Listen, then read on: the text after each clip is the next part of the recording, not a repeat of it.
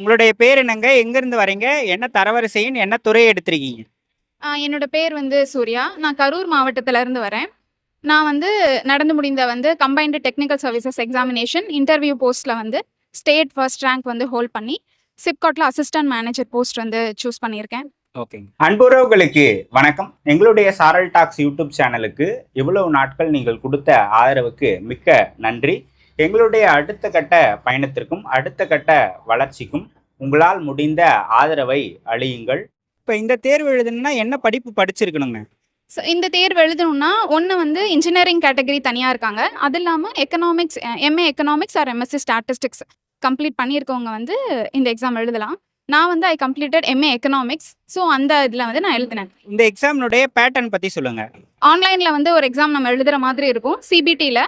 அதுக்கப்புறம் நம்ம ஜென்ரல் ஸ்டடீஸும் வந்து எழுதுவோம். 2 பேப்பர் தான். ஒரு பேப்பர் வந்து பார்த்தீங்கன்னா டெக்னிக்கல் சைடு இருக்கும். ஸோ 100 கொஷின்ஸ் வந்து ஸ்டாட்டிஸ்டிக்ஸ்லையும் 100 கொஷின்ஸ் வந்து எக்கனாமிக்ஸ்லையும் இருக்கும். அதுக்கப்புறம் நமக்கு 100 கொஷின்ஸ் வந்து ஜென்ரல் ஸ்டடீஸ் இருக்கும். இதில் வந்து நம்ம ரிசல்ட் வந்துருச்சு அப்படின்னா நெக்ஸ்ட் நம்ம இன்டர்வியூ அட்டன் பண்ணுவோம். அவ்வளோதான். ஓகே. ப்ரிலிம்ஸ் லெவல் அதோட இன்டர்வியூ, Yes. மெயின்ஸ் இல்ல. இல்லை. ஓகே. இப்போ ப்ரிலிம்ஸ் லெவலுக்கு சொல்லுங்க. உங்களுடைய டெக்னிக்கல் பேப்பர் ஸ்டாட்டிஸ்டிக்ஸ்ல 100 கொஸ்டின், Yes, sir. எக்கனாமிக்ஸ்ல 100 கொஸ்டின். அப்போ 5 யூனிட். Yes. அது ரெண்டுத்துக்கு எந்த மாதிரி படிக்கலாம்? என்னென்ன சோர்ஸ் புக்ஸ் அவைலபிளா இருக்கு? அதை பத்திலாம் சொல்லுங்க. சார், எக்கனாமிக்ஸ் வந்து நான் ஆல்ரெடி டிகிரி கம்ப்ளீட் பண்ணியிருக்கேன் அப்படிங்கிறனால எனக்கு அதில் ஓரளவுக்கு நாலேஜ் இருந்துச்சு. ஸோ அதில் நான் ப்ரிப்பேர் பண்ணிட்டேன். ஸ்டாட்டிஸ்டிக்கு தனியாக வந்து டெஸ்ட் பேட்சஸ் வந்து 2 சென்டர்ஸில் வந்து நான் டெஸ்ட் பேட்ச் போட்டு அது ப்ரிப்பேர் பண்ணிட்டு இருந்தேன். அவங்களோட கொடுத்த மெட்டீரியல்ஸ் வந்து எனக்கு ரொம்ப யூஸ்ஃபுல்லாக இருந்தது. அந்த அந்த சென்டர்ஸில் வந்து எனக்கு ரொம்ப கைட் பண்ணாங்க. அப்புறம் இன்டர்வியூக்கு வந்து தனியாக வந்து ஒரு சென்டரில் நான் வந்து ஜாயின் பண்ணியிருந்தேன். அவர் வந்து எனக்கு ரொம்ப கைட் பண்ணார். கார்த்திகேயன் அனாலிசிஸ் அப்படின்னு ஒரு சென்டரில் வந்து நான் இன்டர்வியூ கைடன்ஸ் எடுத்திருந்தேன். அப்புறம் என்னோட ப்ரிப்பரேஷன், டெக்னிக்கல் ப்ரிப்பரேஷனுக்கு வந்து லேர்னிங் மேத்தமெட்டிக்ஸ் அப்படின்னு ஒரு சென்டரில் வந்து நான் படிச்சிருந்தேன். ஸோ அது எனக்கு ரொம்ப யூஸ்ஃபுல்லாக இருந்தது. நான் எக்ஸாமில் நல்லா ஸ்கோர் பண்ணுறதுக்கு ரொம்ப யூஸ்ஃபுல்லாக இருந்தது. ஓகேங்க. நீங்க எவ்வளோ கொஸ்டின்ஸ் போட்டீங்க மேம்? சார், டோட்டலாக வந்து நான் 186 கொஷின்ஸ் போட்டிருந்தேன் அவுட் ஆஃப் 300. Out of 200 300. மொத்தமா சொல்றீங்க. Yes sir. ஓகேங்க. எவ்வளோ டியூரேஷன், எத்தனாவது முயற்சியில வெற்றி பெற்றீங்க மேம்? சார், நான் ஆல்ரெடி வந்து 2017ல் வந்து group 2A education department choose பண்ணி 2017லேருந்து I am working. Okay. So அதுக்கப்புறம் நான் கண்டினியூஸாக எக்ஸாம் ப்ரிப்பரேஷனில் தான் இருந்தேன். ஓகே. ஸோ அடுத்து மேரேஜ், குழந்தை அப்படின்னு சொல்லி கொஞ்சம் பிரேக்ஸ் இருந்துச்சு. அதுக்கப்புறம் நான் கண்டினியூஸாக ப்ரிப்பேர் பண்ணிட்டு இருந்தேன். எனக்கு வந்து குரூப் 1 கேடரில் மாதிரி ஒரு எக்ஸாம் போகணும் அப்படிங்கிறது என்னோட பெரிய ஆஸ்பிரேஷனாக இருந்தது. ஸோ அதுக்கு எங்கள் வீட்டில் என் ஹஸ்பண்ட் எல்லாரும் ரொம்ப சப்போர்ட்டிவாக இருந்தாங்க. ஸோ அதனால என்னால் இந்த எக்ஸாம் கிளியர் பண்ண முடியும். நீங்க போயிருக்கிறது குரூப் 1 கேட்டருங்களா? Yes sir. ஓகே. ஆனா குரூப் டெக்னிக்கல் 1 கேடர், ஆனால் டெக்னிக்கல் சர்வீஸ். Technical service. ஓகேங்க. இப்போ இந்த எக்ஸாம் பத்தி எப்ப தெரிஞ்சதுங்க உங்களுக்கு? சார், நான் இந்த ப்ராசஸ்லேயே தான் இருந்துட்டு இருந்தேன். ஸோ வந்து நான் வந்து குரூப் 1க்கு சிவில் சர்வீஸ் வந்து ப்ரிப்பேர் பண்ணிட்டு இருந்தேன். ஸோ சைட் பை சைடு வந்து இந்த ப்ராசஸ்லேயே இருந்தேன். இது எம்ஏ எக்கனாமிக்ஸ் ரிலேட்டடாக என்னென்ன எக்ஸாம்ஸ்லாம் வருது அப்படின்னு சொல்லிட்டு நான் சர்ச் பண்ணிட்டே இருந்தேன். ஸோ அப்போ வந்து இந்த எக்ஸாம் வந்து பார்த்து ப்ரிப்பேர் பண்ண இருந்துச்சு. ஓகே. ஓகேங்க. இப்போ டெக்னிக்கல் சர்வீஸுக்கு நிறைய பேர் ஏன் வரமாட்டாங்கன்னா, நிறைய போஸ்டிங், கம்மியான போஸ்டிங் தான் இருக்கு அப்படின்றதுனால தான் வரமாட்டாங்க. உங்களுக்கு எழுதுறப்போ ஒரு பயம் இருந்ததா? இருக்கிறதே 1 2 போஸ்டிங் தான், நம்மளால இது பண்ண முடியுமா அப்படின்னு இருந்தா, இல்லை கண்டிப்பா நம்ம வரலாம் அப்படின்னு நினைச்சிங்களா? சார், ஃபர்ஸ்ட் வந்து இந்த கால்ஃபர் வந்ததே பார்த்தீங்கன்னா நான் எக்கனாமிக்ஸ் அண்ட் ஸ்டாட்டிஸ்டிக்ஸுக்கு 2 போஸ்ட் தான் இருந்தது. ஸோ ஜென்ரல் கேட்டகரியில் ஒரு போஸ்ட் தான் இருந்துச்சு. ஸோ அதனால வந்து எனக்குமே ஃபஸ்ட்டு பார்க்கும்போது வந்து நம்மளால முடியுமா அப்படிங்கிற ஒரு பயம் இருந்தது. எங்கள் வீட்டில் எனக்கு ரொம்ப சப்போர்ட் பண்ணாங்க. ஒரு போஸ்ட்டாக இருந்தாலும் நீ அதை ட்ரை பண்ணணும் அப்படின்னு சொன்னாங்க. ஸோ அது வந்து இவ்வளோ நாள் வந்து நான் இந்த ப்ராசஸ்லேயே இருந்திருக்கேன் அப்படிங்கிறனால வந்து ஒரு போஸ்ட்னாலும் அதை நம்ம ட்ரை பண்ணி பார்க்கணும், நமக்கு அது கண்டிப்பாக கிடைக்கும் அப்படின்னு வந்து நான் நம்பினனால அதுக்குன்னு நான் ப்ரிப்பேர் பண்ண ஆரம்பித்தேன். ஸோ அதனால தான் எனக்கு கிடைச்சி. என்னோட கான்ஃபிடென்ஸ் தான் இதில் மெயினாக நான் சொல்வேன். ஓகே. இந்த ப்ரிப்பரேஷன் கால அளவு எவ்வளோ நாள் எடுத்துக்கிட்டீங்க மேம்? ஏன்னா நீங்கள் ஆல்ரெடி ஒர்க் பண்ணிட்டு வேறு இருக்கீங்க. ஒர்க் பண்ணிக்கிட்டே படிச்சிங்களா இல்லை லீவ் எடுத்துட்டு இல்லை படிச்சிங்களா? சார், ஒர்க் பண்ணிகிட்டே தான் படித்தேன். எக்ஸாம் டைமில் மட்டும் நான் வந்து லீவ்ஸ் எடுத்துப்பேன். ஒரு 15 days அந்த மாதிரி வந்து எக்ஸாம் டைமில் மட்டும் லீவ் எடுத்துப்பேன். ஏன்னா நம்ம ஆல்ரெடி ஒர்க்கிங் அப்படிங்கிறனால கண்டினியூஸாக நம்மளால லீவ் எடுத்துக்க முடியாது. எக்ஸாம் டைமில் மட்டும் நான் அதுக்கான லீவ்ஸ் வந்து நான் எடுத்துட்டு ப்ரிப்பேர் பண்ண ஆரம்பிப்பேன். ஓகே. ஜிஎஸ் பேப்பர் எந்த மாதிரி படிச்சீங்க? ஆல்ரெடி நீங்கள் படிச்சது தான், ஆனால் ரொம்ப முன்னாடி படிச்சது. இப்போ அதுலேருந்து கொஞ்சம் மாறி இருக்கு நிறைய. அது எப்படி படிச்சீங்கன்னு சொல்லுங்க. சார், நான் ப்ரிப்பரேஷன்லேயே தான் இருக்கேன். லாஸ்ட் டைம் கூட நான் குரூப் 2 குரூப் 2க்கு வந்திருந்தேன். ஆக்சுவலாக எனக்கு அப்போவும் திருப்பி குரூப் 2A தான் கிடச்சிது. ஸோ அதனால நான் வந்து அதை எடுக்கல, நாட் வெல்லிங் கொடுத்துட்டேன். ஸோ கண்டினியூஸாக ப்ரிப்பரேஷன்லேயே இருக்கேன் அப்படிங்கிறனால வந்து கன்சிஸ்டண்ட்டாக இருக்கேன் அப்படிங்கிறனால எனக்கு ஜென்ரல் ஸ்டடீஸ் வந்து ஈஸியாக இருந்தது. ஸோ ஒரு டிப்ஸ் மாதிரி சொல்லுங்க, ஜிஎஸ் எந்த மாதிரி படிக்கலாம் அப்படின்ட்டு. ஸோ ஜிஎஸ் வந்து சிலபஸ் எடுத்து வச்சுக்கோங்க. ஸோ எதுக்கு எவ்வளோ வெயிட்டேஜ் கொடுத்துருக்காங்க அப்படின்னு சொல்லி பார்த்துட்டு, நம்ம வந்து எந்த சப்ஜெக்டில் வந்து கான்ஃபிடென்ட்டாக இருக்கோம் அப்படின்னு சொல்லி பார்த்துட்டு, நிறைய டெஸ்ட் பேட்சஸ் போட்டு நீங்கள் எழுத ஆரம்பிக்கணும். நான் ஃபஸ்ட்டு பண்ண தப்பெல்லாம் என்னென்னா, நிறைய படிப்பேன், ஆனால் டெஸ்ட் பேட்சஸ் போட மாட்டேன், டெஸ்ட் எழுதி பார்க்க மாட்டேன். நான் ஒன்ஸ் வந்து previous year question papers and எவ்வளோ டெஸ்ட் ப்ராக்டிஸ் பண்ண ஆரம்பிச்சனோ, அதுக்கப்புறம் தான் என்னோட ஸ்கோர்ஸும் வந்து இன்க்ரீஸ் ஆச்சு.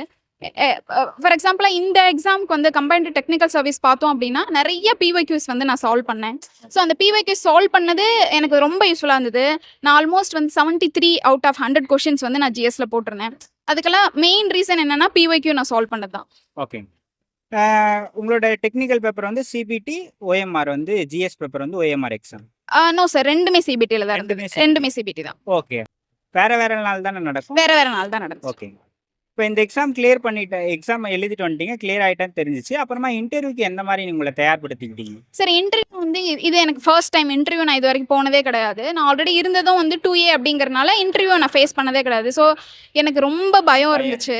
ஸோ அதுக்காக வந்து ஃப்ரெண்ட்ஸ்கிட்ட நிறையா கேட்டேன். இதுக்கு முன்னாடி அட்டன் பண்ணவங்க கிட்டலாம் எப்படி இருக்கும், எந்த மாதிரி பேனல் இருக்கும், எந்த மாதிரி எல்லாம் இருப்பாங்க, கொஷின்ஸ் எந்த மாதிரி இருக்கும் அப்படின்ட்டு கேட்டுட்டேன்.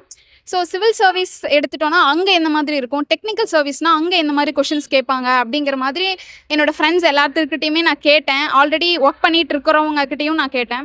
ஸோ அவங்கெல்லாம் நிறைய இன்புட்ஸ் கொடுத்தாங்க. அப்புறம் ஒரு சென்டரில் வந்து நான் ஜாயின் பண்ணி நான் வந்து இன்டர்வியூ ப்ராக்டிஸ் பண்ணிக்கிட்டேன். அவங்க கொடுத்த இன்புட்ஸ் வந்து எனக்கு ரொம்ப யூஸ்ஃபுல்லாக இருந்தது நான் இன்டர்வியூ கிளியர் பண்ணுறதுக்கு. ஃபர்ஸ்ட் ஆஃப் ஆல் வந்து எனக்கு கான்ஃபிடென்ட்டே இல்லாமல் இருந்தது. அவங்க கொடுத்த ஒரு பூஸ்டில் தான் வந்து எனக்கு அந்த கான்ஃபிடென்ட் வந்தது. ஓகே. எவ்வளோ பேர் இன்டர்வியூ கூப்பிட்டுருந்தாங்க மேம்?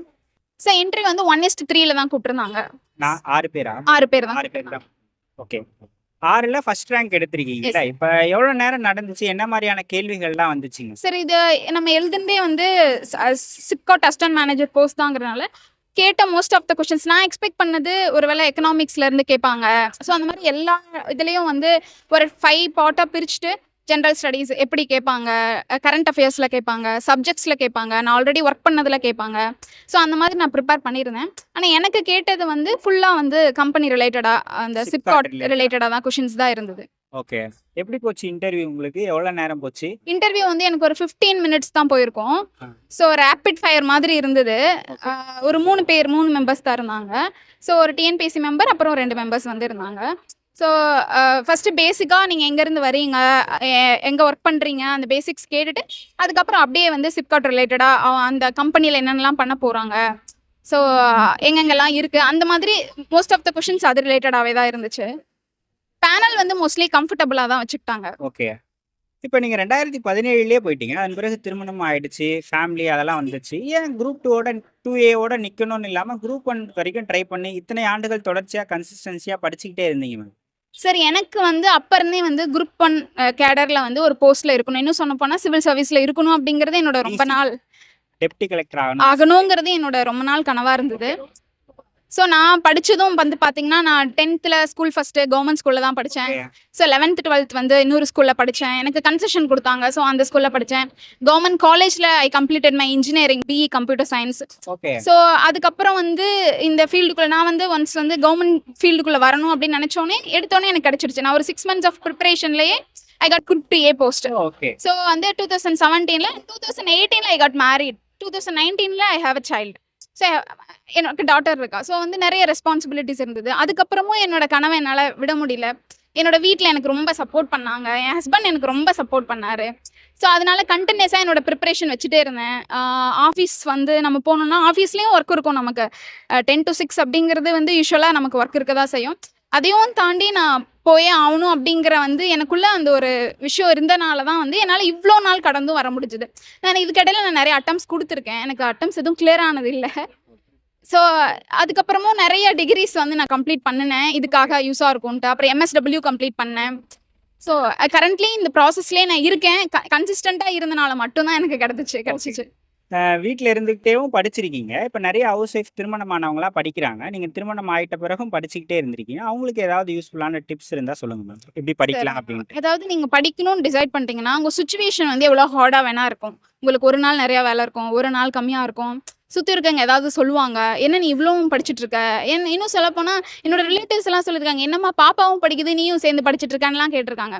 ஸோ அதெல்லாம் நம்ம வந்து யோசிக்கக்கூடாது. நமக்கு என்ன வேணும், நம்மளோட பயணம் எதை நோக்கி இருக்குது அப்படிங்கிறதுல நம்ம ரொம்ப ஃபோக்கஸ்டாக இருக்கணும். நம்மளை சுற்றி இருக்கிற என்விரான்மெண்ட் வந்து நம்மளை சப்போர்ட்டிவாக இல்லைனாலும் நம்ம சப்போர்ட்டிவாக எப்படி மாற்றிக்கணும்னு யோசிச்சு அதை நம்மளை சப்போர்ட்டிவாக மாற்றிக்கணும். அப்போ தான் வந்து நம்ம இந்த ஜேர்னியில் இருக்கவே முடியும். ஓகே. இந்த பயணத்துல நீங்க யாருக்கு நன்றி சொல்லணும்னு நினைக்கிறீங்க? இந்த பயணத்தில் என் அம்மா அப்பா வந்து நான் கண்டிப்பாக ரொம்ப நன்றி சொல்லணும். ஏன்னா என் பாப்பாவை அவங்க தான் பார்த்துக்கிறாங்க, ஸ்டில் அவள் பிறந்ததுலேருந்து இது வரைக்கும். அப்புறம் என்னோட மாமியார், அவங்க எனக்கு ரொம்ப சப்போர்ட்டிவ். அப்புறம் வந்து மோரோவர் என் ஹஸ்பண்ட் ரொம்ப சப்போர்ட்டிவ். இந்த மாதிரி டிகிரி படிக்கணும், இந்த மாதிரிலாம் படிக்கணும் அப்படின்னு சொல்லி எனக்கு ஐடியா கொடுத்து என்னை கைட் பண்ணதே அவங்க தான். ஸோ அதனால இந்த ப்ராசஸில் என்னை சுற்றி இருக்கவங்க எல்லாருமே எனக்கு ரொம்ப வந்து சப்போர்ட்டிவாக இருந்தனால மட்டும்தான் வந்து இதில் என்னால் இருந்த முடிச்சது, என்னால் அச்சீவ் பண்ணவும் முடிச்சுது. அதனால வந்து இவங்க எல்லாத்துக்குமே நான் ரொம்ப நன்றி கடன் பட்டிருக்கேன். நான் ரொம்ப நன்றி சொல்ல விரும்புகிறேன். ஓகே. சீக்கிரமா டிசி ஆகிறதுக்கு என்னுடைய அன்பும் வாழ்த்துக்களும். நன்றி. Thank you ma'am. Thank you sir.